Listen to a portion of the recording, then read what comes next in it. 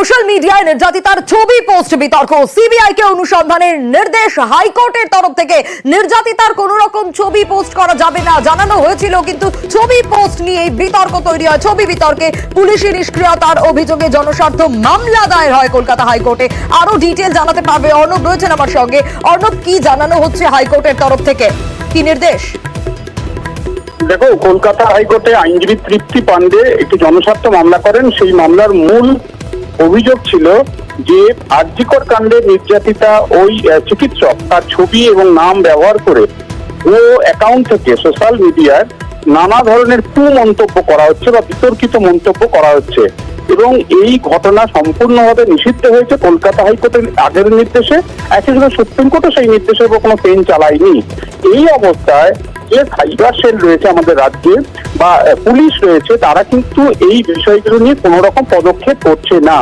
এই বিষয়টি জানার পরই আরজিকর কাণ্ডের মূল মামলার তদন্তের সঙ্গে সিবিআইও এই পুরো বিষয়টা জনস্বার্থ মামলায় আসা অভিযোগ, অর্থাৎ সোশ্যাল মিডিয়া নির্যাতিতার ছবি, তাকে নিয়ে মন্তব্য, এই যে অভিযোগ তার অনুসন্ধান করবেন। এবং অনুসন্ধান করার পর সিবিআই এর যুগ্ম অধিকর্তা তিনি 18ই সেপ্টেম্বর একটি রিপোর্ট দাখিল করবেন কলকাতা হাইকোর্টে, এবং সেই রিপোর্ট পাওয়ার পরই পরবর্তী পদক্ষেপ। এক্ষেত্রে আরো চাঞ্চল্যকর বিষয় এই পুরো বিষয়কে জড়িয়ে কেন্দ্রের অ্যাটর্নি জেনারেল তার নাম ব্যবহার করে সোশ্যাল মিডিয়া বিভিন্ন মাধ্যমে ভুয়ো খবর বা ফেক খবর ছড়াচ্ছে, এমনটা অভিযোগ করেন কেন্দ্রের অতিরিক্ত সলিসিটর জেনারেল। এবং এই বিষয়টি গুরুত্ব পাচ্ছে বিভিন্ন দিক থেকে। তাই প্রধান বিচারপতির কাছে অ্যাটর্নি জেনারেলের এই বিষয়টি উত্থাপন করে কেন্দ্র জানায় যে রাজ্যের কাছ থেকে এই নিয়ে একটা রিপোর্ট চাওয়া হোক। যদিও প্রধান বিচারপতি জানিয়েছেন, অর্থাৎ তার ডিভিশন বেঞ্চ জানিয়েছে, যেহেতু মূল মামলা ধর্ষণ খুনের মামলা সিবিআই তদন্ত করছে, তাই তাদেরকে আপাতত অনুসন্ধানের দায়িত্ব হাইকোর্ট দিল। তাদের রিপোর্ট দেখার পরেই এ বিষয়ে পরবর্তী পদক্ষেপ রাজ্যের কাছ থেকে রিপোর্ট চাইবে কিনা আদালত পরে স্থির করবে। বেশ, আচ্ছা, একটা বিষয় ভাবুন, যার বিরুদ্ধে তদন্ত তার বাড়িতেই জমা রিপোর্ট। হ্যাঁ, অভিযুক্ত সন্দীপ ঘোষ, তার বিরুদ্ধে তো ভুরি ভুরি অভিযোগ জমা পড়েছে, কিন্তু স্বাস্থ্য ভবনে সেই সব অভিযোগ জমা পড়লো, কিন্তু সেই সব অভিযোগের কাগজপত্র সন্দীপ ঘোষের বাড়িতে পাওয়া গেল। কিভাবে সম্ভব? নানা প্রশ্ন এখান থেকেই উঠতে শুরু করেছে, কারণ দুর্নীতির তদন্তে চাঞ্চল্যকর দাবি সিবিআই এর। সন্দীপের বিরুদ্ধে দুর্নীতির একাধিক অভিযোগ, আর অরিজিনাল কপিগুলো সেই অভিযোগের সব পাওয়া গিয়েছে সন্দীপ ঘোষের বাড়ি থেকে। অমিত আরো বিস্তারিত জানাতে পারবে। অমিত, অভিযোগের অনুসন্ধান রিপোর্ট, অভিযোগের অরিজিনাল কপি, সেই সব কিছু সন্দীপ ঘোষের বাড়িতে, এখান থেকে তো একটা বড় প্রশ্ন উঠতে শুরু করে। একেবারে দেখো, সন্দীপ ঘোষ যাকে ঘিরে এত অভিযোগের পাহাড়, সন্দীপ ঘোষের বাড়িতেই অভিযোগপত্রের অরিজিনাল কপি। সিবিআইয়ের তরফে তার বাড়িতে যে অভিযান চালানো হয়েছিল, সেই অভিযানে গিয়েই সিবিআই বিভিন্ন নথিপত্রের মধ্যে এই সমস্ত অভিযোগপত্রের অরিজিনাল কপিগুলো সিবিআই তরফে পাওয়া গিয়েছে, এমনটাই সিবিআই সূত্র দাবি। গত পরশুদিন যখন তাকে আদালতে পেশ করা হয়েছিল নিজেদের হেফাজতে নেওয়ার জন্য, সিবিআই তরফে আদালতে যে সমস্ত তার নিজস্ব আবেদনে যে সমস্ত বিষয় উল্লেখ করা হয়, সে আবেদনেও এমনই বিস্ফোরক অভিযোগের কথা কিন্তু সিবিআই তরফে উল্লেখ করা হয়েছে, এমনটাই সূত্রের দাবি। সেক্ষেত্রে সন্দীপ সম্পর্কিত বা সন্দীপ সম্পর্কে রাজ্য স্বাস্থ্য দপ্তরের কাছে যে সমস্ত অভিযোগপত্র জমা পড়েছিল, সেই সমস্ত অভিযোগপত্রের অরিজিনাল কপি কিভাবে সন্দীপ ঘোষের কাছে এলো? তাহলে কোথাও গিয়ে কি সন্দীপ ঘোষের কাছে সে সমস্ত কপিগুলো পাঠিয়ে দেওয়া হতো, যে কারা অভিযোগ করছে তাদের চিহ্নিতকরণের জন্য বা চিহ্নিত করার জন্য? এই প্রশ্নও কিন্তু এখন তদন্তকারী আধিকারিকদের মনে, এবং পুরো বিষয়টা তদন্তের মধ্যে রয়েছে, এবং পুরো বিষয়টা খতিয়েও দেখা হচ্ছে সিবিআই তরফে। বেশ, অমিত সঙ্গে থাকো। এবং এই প্রাক্তন ডেপুটি সুপার আরজিকরের আক্তার আলী, যিনি অভিযোগ করেছিলেন সন্দীপ ঘোষের নামে, 13ই আগস্ট তিনি অভিযোগ করেছিলেন যে ঠিক কিভাবে এই কাজকর্মগুলো চলতো, কি অভিযোগ ছিল আক্তার আলীর, শোনাবো। সঙ্গে গন্ডগোল হয় ওই ফেব্রুয়ারি 2023 সালে। উনি কিছু অফিসারকে গিফট দিয়েছিলেন, সেই নোটশিটও আমি সই করে নিই এনএমসি ইন্সপেক্টরে। এটা তো ওয়ান কাইন্ড অফ ঘুষ। এগুলো আমি প্রতিবাদ করেছিলাম বলে রাতারাতি, আমার শুধু না, অনেক ডাক্তার যারা প্রোটেস্ট করতেন, ওনার নিয়মগুলো মানতেন না, বেআইনি কাজগুলোকে সাপোর্ট করতেন না, রাতারাতি বেছে বেছে তাদেরকে উনি ট্রান্সফার করেছেন। হেলথ রিক্রুটমেন্ট বোর্ডে আমার পোস্টিং হলো, তারপরে আমাকে বসিয়ে দিল। আমি 52 দিন বসেছিলাম। আমি হয়তো পেনশন পাবো না। উনি এতটা পাওয়ারফুল কি আমি নিজেই সাফারার হয়ে গেলাম।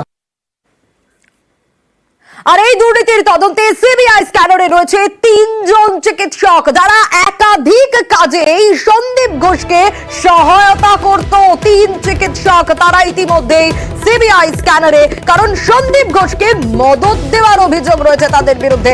আর প্রতিবাদ করলে আবার হুমকিও দেওয়া হতো। কারা কারা র্যাডারে রয়েছে, কি জানা যাচ্ছে এ বিষয়ে আরো বিস্তারিত অমিত জানাতে পারবে। অমিত, আরজিকর দুর্নীতির তদন্তে সিবিআই স্ক্যানারে এবার 3 চিকিৎসক, কি অভিযোগ তাদের বিরুদ্ধে মূলত? 3 জন চিকিৎসকের মদতেই এই সন্দীপ ঘোষের বারবারন্ত এমন তথ্য কিন্তু উঠে আসছে। বিভিন্ন অভিযোগ সন্দীপ ঘোষের বিরুদ্ধে, যে সমস্ত কাজ তিনি বেআইনি ভাবে করেছেন, সেই সমস্ত কাজ করার ক্ষেত্রে তিনি যে একা করেছেন এমনটা নয়। নেক্সাসের কথা বলা হচ্ছে সিবিআই তরফে, সেখানে 3 জন যারা স্বাস্থ্য দপ্তর ঘনিষ্ঠ, এমনটাই সিবিআই সূত্রে দাবি করা হচ্ছে। তারা তাদের মদতে অস্থায়ী কর্মী নিয়োগের বিষয়টিও হয়েছিল, এমনটা কিন্তু তথ্য উঠে আসছে সিবিআই আধিকারিকদের কাছে। সেক্ষেত্রে এই 3 জন চিকিৎসকের মদতে বিভিন্ন সময় সন্দীপ বিভিন্ন কাজ করে গিয়েছে। এছাড়া এই কর্মী নিয়োগের ক্ষেত্রে যে ক্ষোভ তৈরি হয়েছিল আরজিকরের অন্দরে, সেই সময় যারা ক্ষোভ দেখিয়েছিলেন তাদেরকে হুমকিও দেওয়ার ক্ষেত্রে এই 3 জনের একটা অগ্রণী ভূমিকা রয়েছে। এই তথ্য আধিকারিকরা পেয়েছেন। সব মিলে তারা এই মুহূর্তে স্ক্যানারে রয়েছেন এবং তাদের আগামী দিনে হয়তো দেখে জিজ্ঞাসাবাদ করা হবে, এমনটা সিবিআই সূত্রে খবর। বেশ, এই সন্দীপ ঘোষ, তার বিরুদ্ধে ভুরি ভুরি অভিযোগ, কিন্তু প্রশ্ন স্বাভাবিকভাবেই থাকছে যে এই যে অভিযোগগুলো স্বাস্থ্য ভবনে জমা পড়তো, সেই অভিযোগের কপি, অনুসন্ধানের রিপোর্ট, সেগুলো কিভাবে অরিজিনাল কপি সন্দীপ ঘোষের বাড়ি থেকে পাওয়া গেল? নানা প্রশ্ন। অন্যদিকে সন্দীপ ঘোষকে একাধিক কাজে মদত দিতেন 3 চিকিৎসক, তারা ইতিমধ্যে র্যাডারে রয়েছেন, ইতিমধ্যে সিবিআই স্ক্যানারে রয়েছেন সেই 3 চিকিৎসক। নজরে স্বাস্থ্য দপ্তর ঘনিষ্ঠ এই 3 চিকিৎসক এবং আরজিকরে অস্থায়ী কর্মী নিয়োগে সন্দীপকে মদতের অভিযোগ।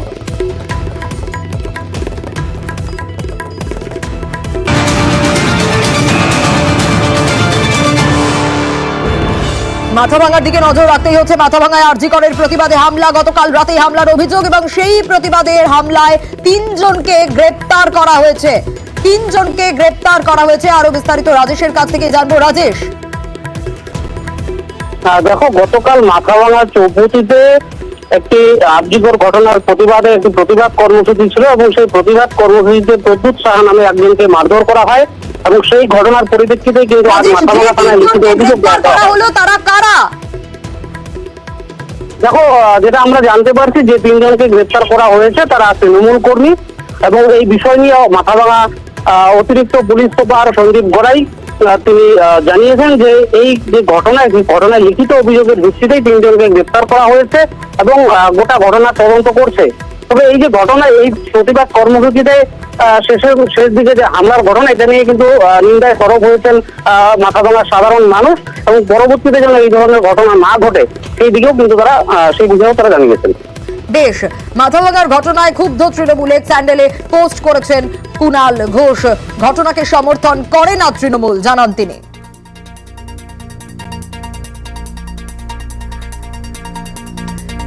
এক স্যান্ডেলে সেই পোস্টেই নজর রেখেছি, সেই পোস্টটাই আপনাদের দেখাচ্ছি। অন্যদিকে ঘটনায় সরব বিরোধী দলনেতা শুভেন্দু অধিকারী।